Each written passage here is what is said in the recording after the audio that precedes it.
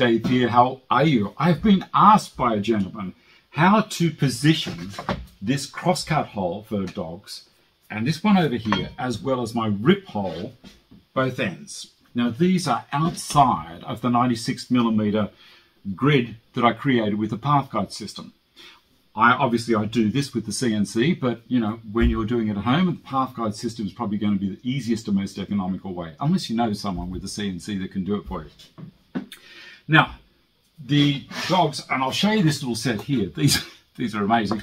Links in the video description below. It is an affiliation. Now, I'm going to grab two of these dogs. These, they stick up around about 30mm above the bench. The reason I like these is that when you tighten them up, they self-center.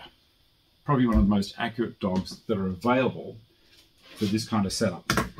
Pop them in and tighten them up on the third row of dog holes in from the right-hand side.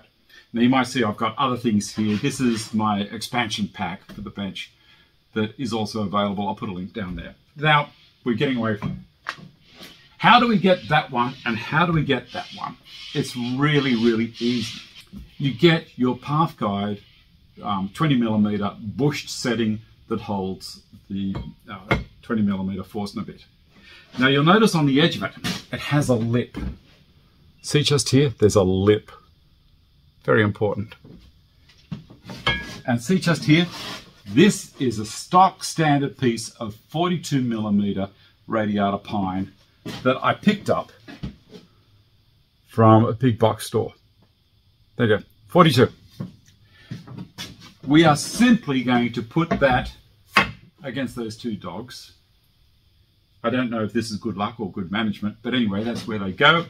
And we're going to lift it up a little bit and slide the path guide in underneath. So it's going to sit on that lip, this lip here on the other side. So you'll notice this is sitting up probably around about 8mm off the bench.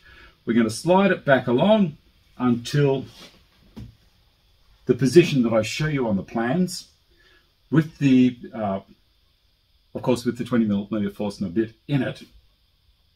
And we're going to get a pencil and we're going to put a little mark right where the center of that dog is. Now, drill the hole. Put something underneath to stop tear out, but you drill the hole, and that's where it's going to be. Next thing, we turn it around, end for end, and we do the same at the other end. Now, why are we doing that? And we're going to line that marker up with the center of the dog down this end. Pick it up, put it over the top of that lip, and then slide that along until you've got the center of that bush right where I show you on the plans. But that will make sure that you're parallel to the dog setup, to the grid. You can't fail, because this distance here, where I put that pencil mark, is exactly the same as it is down there. Clamp it down so it doesn't move around, drill your hole, and you're done.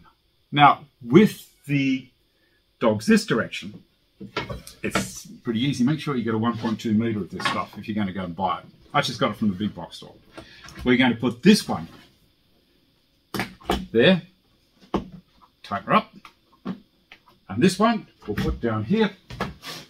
And this is the third row from the front. Let me see where I am. It's not pushing in. Let's come back a little bit to there. It's just not a little spot down there. It's catching on in the piece underneath. Then we're going to put this in here. And instead of working on the lip, we're going to go right to the base of the path guide and slide this along to the distance from the end. Again, put a mark which is the center of that hole. Turn it all around. And we're just going, don't worry about the dog being back there. We can move the dog to there and we just have the center of that mark lining up with the center of that hole.